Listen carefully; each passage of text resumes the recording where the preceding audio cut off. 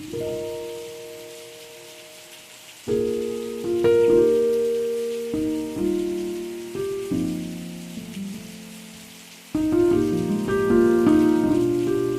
दोस्तों good morning. और ये पहाड़ है उन चीज़ों का जो मैंने भिगा के रखी हुई है रात से। देख लेते हैं। ये काजू हैं। एक्चुअली बादाम कल के ही बहुत बच गए थे, इसलिए मैंने सिर्फ काजू भिगाए आज।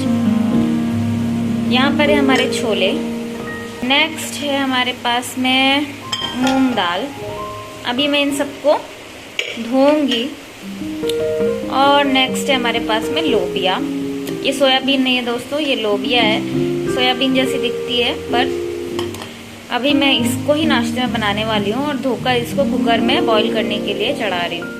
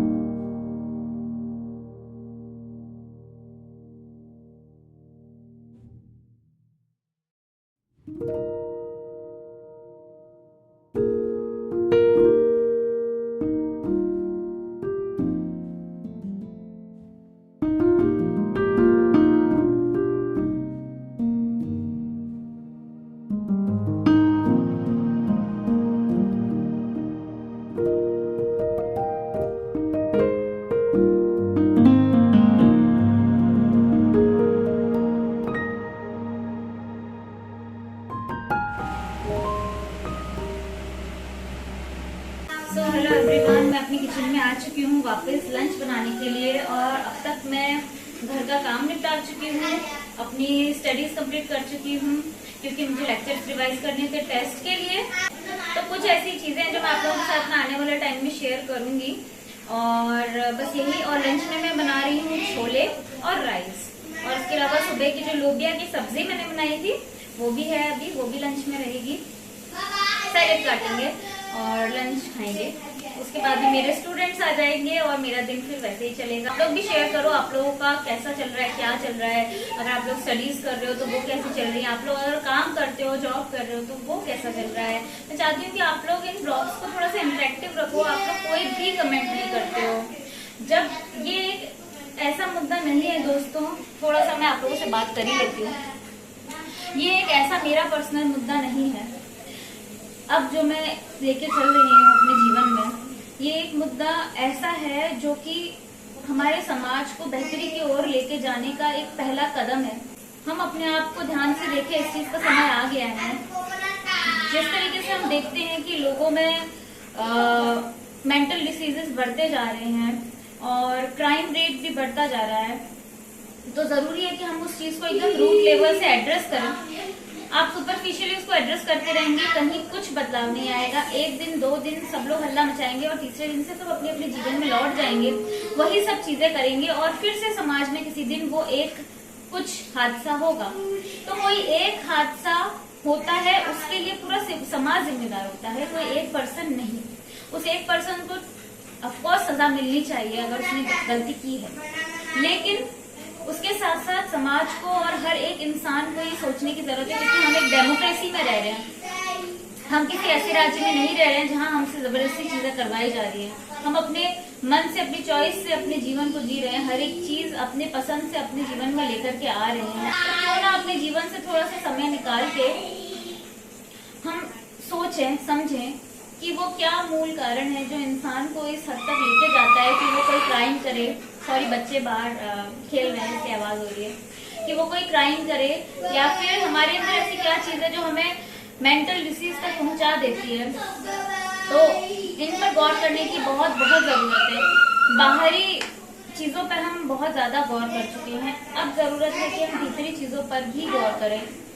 और इसीलिए इतने सालों से मैं स्टडी कर रही हूँ और ये चीज आसान नहीं होती है दोस्तों, क्योंकि अपने अंदर का, अपने आप का झूठ पकड़ पाना, उन चीजों को देख पाना कि मैं ये क्या कर रहा हूँ, क्यों कर रही हूँ। कंपैशनेट होने के लिए बहुत दम लगता है। पूरा दिमाग, पूरा शरीर आपका झोंक दोगे ना जब आप तब भी आप कंपैशनेट अपने आप को 100% नहीं कह पाओगे। तब भी आपके मन में ये रहेगा कि हाँ यार अभी यहाँ पर बात, अभी भी मेरे अंदर कुछ कमी है। तो इस तरीके से इंट्रोस्पेक्शन करते करते जीवन को जीना आसान नहीं होता है दोस्तों, लेकिन वो नहीं करेंगे तो दूसरी मुश्किलें खड़ी हो जाएंगी। तो उन दूसरी मुश्किलों से बेहतर है कि मैं अपने आप को खुद ही जानते चलूं, अपने जीवन में अपनी चॉइसेस को खुद ही समझते चलूं। और बहुत से लोग इस भीड़ के पीछे भाग रहे हैं कि 100 मिलियन जिसके हैं वो जैसा कर रहा है वो ही ठीक है। किसने कहा? आपने कोई रिसर्च पढ़ी, कोई साइंटिफिक एविडेंस पढ़ा?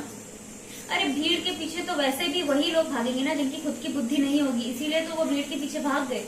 जिनकी खुद की अकल है, जो अपना दिमाग खुद यूज कर सकते हैं, वो पहले देखेंगे ना कि सामने वाले के पीछे, जिसके पीछे भी मैं भाग रहा हूँ, वो है कैसा, वो क्या बात करता है, उसकी बात का लॉजिक क्या है। सारी ही चीजें देखेंगे, परखेंगे, समझेंगे ना। लेकिन भीड़ में कोई दिमाग नहीं होता दोस्तों, क्योंकि भीड़ पूरी वीगन है, तब जाके हम वीगन बनेंगे। इस चीज का वेट मत करिए दोस्तों, अपने खुद का दिमाग चलाइए, खुद रिसर्च पेपर्स पढ़िए, अच्छे यूट्यूबर्स का सहारा लीजिए। मैं आपको कुछ यूट्यूबर्स बता देती हूँ। अरविंद एनिमल एक्टिविस्ट, उन्होंने अपने चैनल में इतनी सारी चीजें शेयर की हुई हैं A to Z, जो वीगन्स के लिए बहुत आसान बना देती हैं स्टार्ट करना चीजों को। दूसरा है रॉबिन सिंह, आप उनको देख सकते हैं, उनका काम देख सकते हैं। किसी भी 100 मिलियन फॉलोवर वाले सेलिब्रिटी से कहीं कहीं ऊंचा, उनका बेहतर, जो समाज को जीने लायक बनाए, ऐसा उनका काम है। उनको आप देखिए। इसके साथ साथ YV केयर, जो पूरी तरीके से वीगनिज्म पे ही काम कर रहे हैं कि उसको सोसाइटी में हम इंक्लूड करवा पाए, लोगों को समझा पाए। इसके अलावा आखिरी में मैं नाम लूंगी आचार्य जी का, आचार्य प्रशांत जी का, वो मेरे टीचर भी हैं। जिस तरीके से वो वेदांत को वापस समाज में लाने की कोशिश कर रहे हैं, वो चाह रहे हैं कि वेदांत को लोग समझें। और वेदांत बिल्कुल साइंटिफिक तरीका है खुद को जानने समझने का। आई थिंक साइकोलॉजी भी उतना परफेक्टली चीजों को नहीं बताती है, क्योंकि वहां पर आपका जो एग्जामिनेशन है वो दूसरा पर्सन कर रहा होता है। लेकिन वेदांत में जो एग्जामिनेशन है, जो अपना अवलोकन है, वो हम खुद करते हैं। और वो कैसे करना है, इसके लिए हम अलग अलग स्क्रिप्चर्स पढ़ रहे हैं। तो ये सब चीजें आपको लगता है कि मिलियन पीपल करने वाले हैं? कभी भी ये सब चीजें कुछ ही लोग करते हैं, और कुछ ही लोग समाज सुधारक बनते हैं, बाहर निकल करके आते हैं, बोलते हैं, लोगों को समझाते हैं चीजें। बाकी सभी समझदार हैं। आप खुद समझें कि आपको किसका साथ देना है और किसका नहीं। लेकिन मैं ये कहूंगी, अंधापन बिल्कुल भी मत करिए, चाहे वीगनिज्म भी क्यों ना हो। आप खुद उसको समझिए, पढ़िए, सीखिए और धीरे धीरे अपने जीवन में लाने की कोशिश। लंच वगैरह हो गया है और मैं रूम में आ गई हूँ, अपनी क्लास में आ गई हूँ। और साथ साथ में मैं पाइनएप्पल लेके आ गई हूँ, क्योंकि मैं अपना लेक्चर रिवाइज करने वाली हूँ, और उसके साथ साथ पाइनएप्पल भी खाती रहूँगी। और थोड़ी देर में फिर बच्चे भी आ जाएंगे।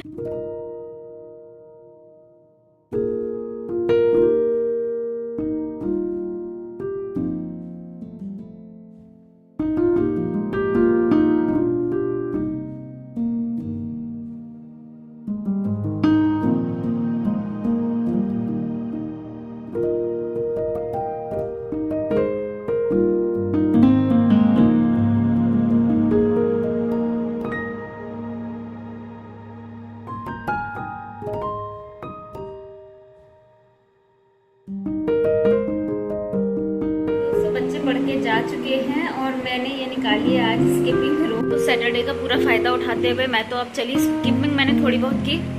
अब मैं जा रही हूँ बैडमिंटन खेलने के लिए। तो मैं खेल के आ चुकी हूँ और आप लोग मेरा फेस देख सकते हैं। मुझे इतना अच्छा लगता है खेलने के बाद में, अपना फेस एकदम रेड रेड। कोई भी ब्लश इस रेडनेस को बीट नहीं कर सकती। तो अब मैं जा रही हूँ फ्रेश होने के लिए, क्योंकि नेक्स्ट बैच ऑफ स्टूडेंट्स भी मेरे आने वाले होंगे, उन्हें पढ़ाऊंगी और उसके बाद डिनर। तो बच्चे पढ़ के जा चुके हैं और आज सैटरडे था, और मोस्ट ऑफ द टाइम मैं सैटरडे वाले दिन बच्चों को टेस्ट दे देती हूँ और उनसे बोलती हूँ कि आप टेस्ट प्रिपेयर करके आइए सैटरडे को।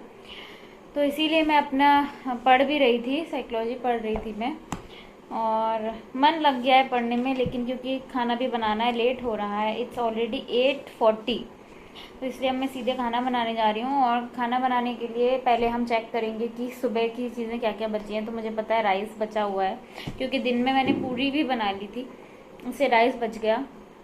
तो थोड़े छोले बचे हैं, थोड़ा दिन के बीन्स जो दाल थी उसकी सब्जी बची है थोड़ी थोड़ी सी बिल्कुल।